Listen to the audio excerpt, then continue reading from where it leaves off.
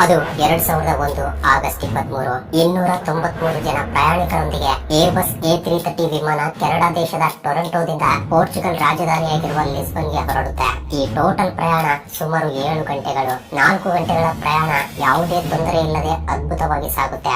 ಆದ್ರೆ 4 ಗಂಟೆಗಳ ನಂತರ ಆ ಫ್ಲೈಟ್ ಅಟ್ಲಾಂಟಿಕ್ ಮಹಾಸಮುದ್ರದ ಮಧ್ಯದಲ್ಲಿ 39,000 ಅಡಿಗಳ ಎತ್ತರದಲ್ಲಿ ಅಂದ್ರೆ 11 ಕಿಲೋಮೀಟರ್ ಎತ್ತರದಲ್ಲಿ ಹಾರ್ತಾ ಇರುತ್ತೆ. ಅದು ಅಟ್ಲಾಂಟಿಕ್ ಮಹಾಸಮುದ್ರ. ಕಣ್ಣುಗಳನ್ನ ಹಾಯಿಸಿದಷ್ಟು ದೂರದವರೆಗೆ ನಿಮಗೆ ಭೂಮಿ ಎಂಬುದೇ ಕಾಣಿಸಲ್ಲ. ಆ ಸಮಯದಲ್ಲಿ ವಿಮಾನ ತನ್ನ ಪೂರ್ತಿ ವೇಗದಿಂದ ಲಿಸ್ಬನ್ ಕಡೆಗೆ ಪ್ರಯಾಣಿಸ್ತಾ ಇದೆ. ಸರಿಯಾಗಿ ಅದೇ ಸಮಯದಲ್ಲಿ ವಿಮಾನದಲ್ಲಿರುವ ಎಲ್ಲಾ ಇಂಧನ ಪೂರ್ತಿಯಾಗಿ ಲೀಕ್ ಆಗಲು ಶುರುವಾಗುತ್ತೆ. ಇದರಿಂದ ವಿಮಾನದಲ್ಲಿರುವ ಎಲ್ಲಾ ಫ್ಯೂಲ್ ಟ್ಯಾಂಕ್ ಗಳು ಖಾಲಿಯಾಗಿ ಬಿಡುತ್ತವೆ. ಇದೇ ಕಾರಣದಿಂದ ವಿಮಾನದ 2 ಇಂಜಿನ್ ಗಳು ಕೂಡ ಫೇಲ್ ಆಗಿ ಬಿಡುತ್ತವೆ. ಸಾಧಾರಣವಾಗಿ ಇಂತಹ ಪರಿಸ್ಥಿತಿ ಎದುರಾದಾಗ ವಿಮಾನವನ್ನ ಎಮರ್ಜೆನ್ಸಿ ಲ್ಯಾಂಡಿಂಗ್ ಮಾಡ್ತಾರೆ. ಆದ್ರೆ ಈ ವಿಮಾನ ಅಟ್ಲಾಂಟಿಕ್ ಮಹಾಸಮುದ್ರದ ಮಧ್ಯದಲ್ಲಿದೆ. ಯಾವ ಕಡೆ ನೋಡಿದ್ರೂ ಕೂಡ ಬರೀ ನೀರು ಮಾತ್ರವೇ ಕಾಣ್ತಾ ಇದೆ. ನಿಜಕ್ಕೂ ಏನ್ ನಡೀತಾ ಇದೆ ಎಂದು ಯಾರಿಗೂ ಅರ್ಥವಾಗಲ್ಲ. ವಿಮಾನವನ್ನ ನಡೆಸ್ತಾ ಇರುವ ಪೈಲಟ್ ಗಳು ತಮ್ಮ ಜೀವನದಲ್ಲಿ ಇಂತಹ ಪರಿಸ್ಥಿತಿಯನ್ನ ಯಾವತ್ತೂ ಎದುರಿಸಿರಲ್ಲ. ಆ ವಿಮಾನಕ್ಕೆ ಹತ್ತಿರ ಬರುವ ಏರ್ಪೋರ್ಟ್ 120 ಕಿಲೋಮೀಟರ್ ದೂರದಲ್ಲಿದೆ. ಆ ಏರ್ಪೋರ್ಟ್ ಅನ್ನ ಸೇರ್ಬೇಕು ಅಂದ್ರೆ 30 ನಿಮಿಷಗಳಿಗಿಂತ ಅಧಿಕ ಸಮಯ ಹಿಡಿಯುತ್ತೆ. ಆದ್ರೆ ಅಷ್ಟು ಸಮಯ ಪೈಲಟ್ ಗಳ ಹತ್ರ ಇಲ್ಲ. 2 ಇಂಜಿನ್ ಗಳು ಕೂಡ ಪೂರ್ತಿಯಾಗಿ ಸ್ಟಾಪ್ ಆಗಿ ಬಿಟ್ಟಿವೆ. ಅದೇ ರೀತಿ ವಿಮಾನದಲ್ಲಿ ಎಲೆಕ್ಟ್ರಿಸಿಟಿ ಕೂಡ ಕಟ್ ಆಗಿ ಬಿಟ್ಟಿದೆ. ಸೊ ಇಂತಹ ಸಿಚುವೇಶನ್ ಅಲ್ಲಿ ಪೈಲಟ್ ಗಳ ಹತ್ರ ಕೇವಲ 2 ದಾರಿಗಳು ಮಾತ್ರವೇ ಇವೆ. ಒಂದು, ಸಮುದ್ರದ ಮೇಲೆ ವಿಮಾನವನ್ನ ಲ್ಯಾಂಡ್ ಮಾಡೋದು. ಇನ್ನೊಂದು, ವಿಮಾನವನ್ನ ಹತ್ತಿರವಿರುವ ಏರ್ಪೋರ್ಟ್ ಕಡೆಗೆ ಗಾಳಿಯ ಸಹಾಯದಿಂದ ನಡೆಸೋದು. ಸೊ ಸಮುದ್ರದ ಮೇಲೆ ಲ್ಯಾಂಡಿಂಗ್ ಮಾಡುವುದು ಅಂದ್ರೆ ತುಂಬಾ ಅಪಾಯಕರ. ಹಾಗಂತ ಕೇವಲ ಗಾಳಿಯ ಸಹಾಯದಿಂದ 120 ಕಿಲೋಮೀಟರ್ ವರೆಗೆ ನಡೆಸುವುದು ಅದಕ್ಕಿಂತ ಕಷ್ಟ. ಇದರಿಂದ ಏನ್ ಮಾಡ್ಬೇಕು ಎಂಬುದು ಅರ್ಥವಾಗದ ಪರಿಸ್ಥಿತಿಯಲ್ಲಿ ಬೀಳ್ತಾರೆ. ನಂತರ ಏನಾಯ್ತು? ನಿಜಕ್ಕೂ ಆ ವಿಮಾನದಲ್ಲಿ ಇಂಧನ ಯಾಕೆ ಲೀಕ್ ಆಯ್ತು? ಆ ವಿಮಾನದಲ್ಲಿರುವ 293 ಜನ ಪ್ರಯಾಣಿಕರಿಗೆ ಏನಾಯ್ತು ಎಂಬ ವಿಷಯಗಳನ್ನ ತಿಳ್ಕೋಬೇಕು ಅಂದ್ರೆ ವಿಡಿಯೋವನ್ನ ಎಲ್ಲೂ ಸ್ಕಿಪ್ ಮಾಡದೆ ಕೊನೆವರೆಗೂ ನೋಡಿ. ಹಾಗೆ ವಿಡಿಯೋ ಇಷ್ಟವಾದ್ರೆ ತಪ್ಪದೆ ವಿಡಿಯೋಗೆ ಒಂದು ಲೈಕ್ ಕೊಟ್ಟು ನಮ್ಮನ್ನ ಸಪೋರ್ಟ್ ಮಾಡೋದು ನಮ್ಮ ಹತ್ರ ಮರಿಬೇಡಿ. ಯಾಕಂದ್ರೆ ನೀವು ಲೈಕ್ ಮಾಡೋದ್ರಿಂದ ಯೂಟ್ಯೂಬ್ ಈ ವಿಡಿಯೋವನ್ನ ಇನ್ನೂ ಜಾಸ್ತಿ ಜನರಿಗೆ ರೆಕಮೆಂಡ್ ಮಾಡುತ್ತೆ. So please like this video. So late ಮಾಡದೆ let's get it the video.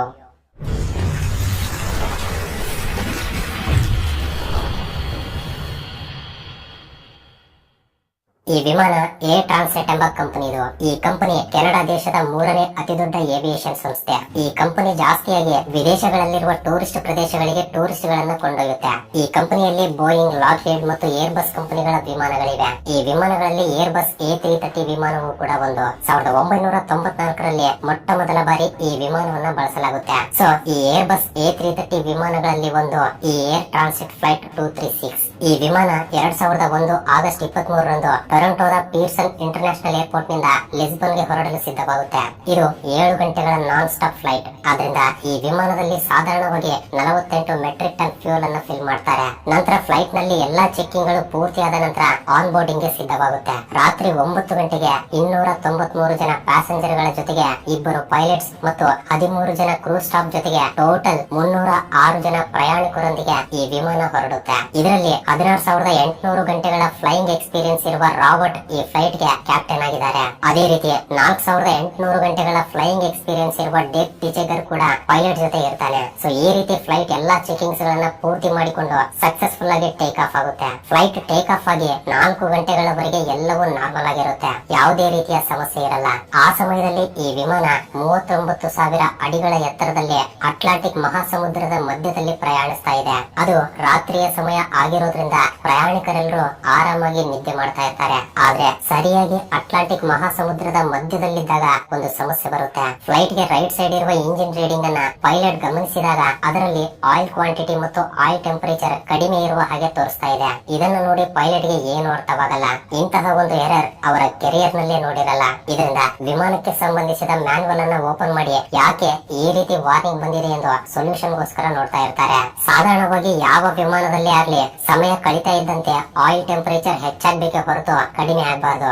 ಆದ್ರೆ ಈ ವಿಮಾನದ ರೈಟ್ ಇಂಜಿನ್ ನಲ್ಲಿ ಪೂರ್ತಿ ರಿವರ್ಸ್ ರೀಡಿಂಗ್ಸ್ ಗಳನ್ನ ತೋರಿಸ್ತಾ ಇದೆ. ಆ ಫ್ಲೈಟ್ ಮ್ಯಾನ್ಯುವಲ್ ನಲ್ಲೂ ಕೂಡ ಇದಕ್ಕೆ ಸಂಬಂಧಿಸಿದ ಯಾವುದೇ ರೀತಿಯ ಇನ್ಫಾರ್ಮೇಶನ್ ಆ ಪೈಲಟ್ ಗಳಿಗೆ ಸಿಗಲ್ಲ. ತಕ್ಷಣವೇ ಪೈಲಟ್ ಗಳು air Canada transit maintenance unit ಗೆ ಈ ಸಮಾಚಾರವನ್ನ ತಿಳಿಸ್ತಾರೆ. ಮೇಂಟೆನೆನ್ಸ್ ಯೂನಿಟ್ ಕೂಡ ಈ ಎರರ್ ಬಗ್ಗೆ ಕೇಳೋದು ಮೊದಲ ಬಾರಿಯಾಗಿರೋದ್ರಿಂದ ಅವ್ರಿಗೂ ಕೂಡ ಯಾವುದೇ ಸಲಹೆಯನ್ನ ಕೊಡೋಕಾಗಲ್ಲ. ಇದರಿಂದ ಪೈಲಟ್ ಗಳಿಗೆ ನೀವು ಹಾಗೆಯೇ ಮಾನಿಟರ್ ಮಾಡ್ತಾ ಇರಿ, ಸ್ವಲ್ಪ ಹೊತ್ತಿನಲ್ಲಿ ಮತ್ತೆ ಕಾಂಟ್ಯಾಕ್ಟ್ ಮಾಡ್ತೀವಿ ಮಾಡ್ತೀವಿ ಅಂತ ಹೇಳ್ತಾರೆ. ಇನ್ನು ಏನೋ ಮಾಡೋಕ್ಕಾಗದೆ ಚೆಕಿಂಗ್ ನಲ್ಲಿ ಯಾವುದೇ ರೀತಿಯ ಲೋಪಗಳು ಇಲ್ಲದೆ ಇರೋದ್ರಿಂದ ಇಂಜಿನ್ ತಪ್ಪಾದ ರೀಡಿಂಗ್ಸ್ ಗಳನ್ನ ತೋರಿಸ್ತಾ ಇದೆ ಎಂದು ಭಾವಿಸಿ ಸ್ವಲ್ಪ ಹೊತ್ತು ಆರಾಮಾಗಿ ಮಾನಿಟರ್ ಮಾಡ್ತಾರೆ. ಆದ್ರೆ ಸ್ವಲ್ಪ ಹೊತ್ತಿನ ನಂತರ ಕ್ಯಾಪ್ಟನ್ ಗೆ ಇನ್ನೊಂದು ವಾರ್ನಿಂಗ್ ಕೂಡ ಕಾಣಿಸಿಕೊಳ್ಳುತ್ತೆ. ಇದು ಫಸ್ಟ್ ತೋರಿಸಿದ ಇಂಜಿನ್ ಆಯಿಲ್ ಗೆ ಸಂಬಂಧಿಸಿದ ವಾರ್ನಿಂಗ್ ಅಲ್ಲ, ಫ್ಯೂಯಲ್ ಗೆ ಸಂಬಂಧಿಸಿದ ವಾರ್ನಿಂಗ್. ಸಾಧಾರಣವಾಗಿ ಏರ್ಲೈನ್ಸ್ ನವರು ಪ್ಲೇನ್ ವಿಂಗ್ಸ್ ಗಳಲ್ಲಿ ಎರಡೂ ಕಡೆ ಸಮಾನವಾದ ಇಂಧನವನ್ನು ತುಂಬಿರ್ತಾರೆ. ಆದ್ರೆ ಈ ವಿಮಾನದಲ್ಲಿ ಎರಡೂ ಕಡೆ ಇಂಧನ ಸಮಾನವಾಗಿಲ್ಲ. ರೈಟ್ ವಿಂಗ್ ನಲ್ಲಿ ಇಂಧನ ತುಂಬಾ ಕಡಿಮೆ ಕಾಣ್ತಾ ಇದೆ. ಆದ್ರೆ ಅದು ಅಷ್ಟು ದೊಡ್ಡ ಸಮಸ್ಯೆ ಏನೂ ಅಲ್ಲ.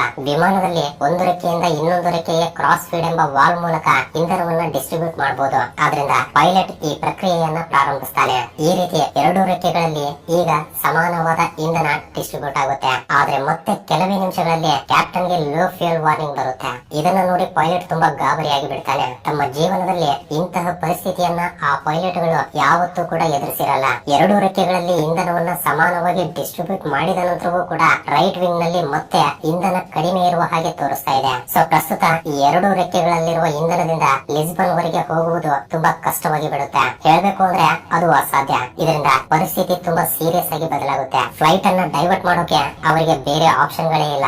ಆದ್ರೆ ಒಂದೇ ಒಂದು ಮಾರ್ಗವಿದೆ, ಅದು ಅಜೋರ್ಸ್ ಐಲ್ಯಾಂಡ್. ಇದು ಅಟ್ಲಾಂಟಿಕ್ ಮಹಾಸಮುದ್ರದಲ್ಲಿ ಪೋರ್ಚುಗೀಸರ ಅಧೀನದಲ್ಲಿರುತ್ತೆ. ಈ ದ್ವೀಪದಲ್ಲಿ ಲೇಜಸ್ ಏರ್ ಬೇಸ್ ಎಂಬ ಒಂದು ಏರ್ ಬೇಸ್ ಇದೆ. ಸೊ ಇದನ್ನ ತಿಳಿದುಕೊಂಡ captain Santa Maria oceanic air traffic control ಗೆ ಕಾಂಟ್ಯಾಕ್ಟ್ ಮಾಡಿ ವಿಮಾನದಲ್ಲಿ ಇಂಧನ ಖಾಲಿಯಾಗಿರುವ ವಿಷಯವನ್ನ ಹೇಳ್ತಾನೆ.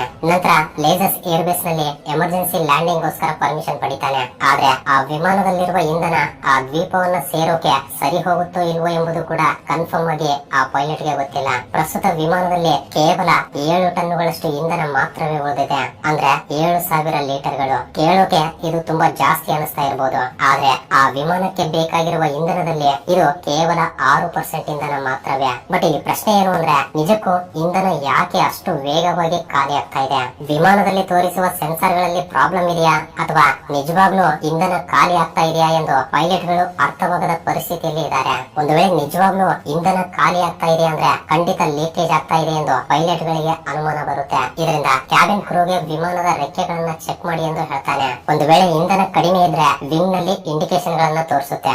ಆದ್ರೆ ಕ್ಯಾಬಿನ್ ಕ್ರೂ ಅಲ್ಲಿಗೆ ಹೋಗಿ ನೋಡಿದಾಗ ಪೂರ್ತಿಯಾಗಿ ಕತ್ತಲಾಗಿರುತ್ತೆ. ಇದರಿಂದ ವಿಂಗ್ ನಲ್ಲಿ ಯಾವುದೇ ರೀತಿಯ ಇಂಡಿಕೇಶನ್ ಕಾಣಿಸಲ್ಲ. ಆದ್ರೆ ವಿಮಾನದಲ್ಲಿ ನಿಮಿಷಕ್ಕೆ 1000 ಲೀಟರ್ಗಳ ಇಂಧನ ಖಾಲಿ ಆಗ್ತಾ ಇದೆ. ಇದರಿಂದ ಕ್ಯಾಪ್ಟನ್ ಖಂಡಿತ ಇದು ಲೀಕೇಜ್ ಪ್ರಾಬ್ಲಮ್ ಆಗಿರುತ್ತೆ ಎಂದು ಭಾವಿಸ್ತಾನೆ. ಸೊ ಇಂತಹ ಸಿಚುವೇಶನ್ ಅಲ್ಲಿ ಆ ದ್ವೀಪಕ್ಕೆ ಹೋಗುವುದು ತುಂಬಾ ಕಷ್ಟವಾದ ಕೆಲಸ.